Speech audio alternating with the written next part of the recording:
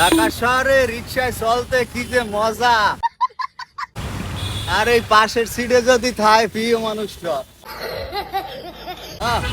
কি যে স্বাদ। কিন্তু মোর এই কপালটা লইয়া মোল্লাকে কেউ যায় না, মোল্লা কেউ আইতেও চায় না।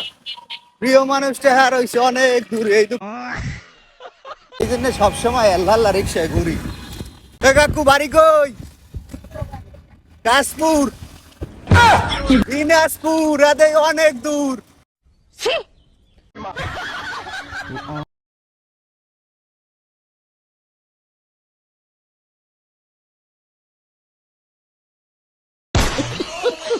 মুখবাড়ি বরিশাল, বুঝছেন? বলেন কি? খুবই সুন্দর পরিবেশ। कौन है ये लोग? একদিন আইলে আইতে আরো একসাথে ঘুরবো অনেক, বুঝছো?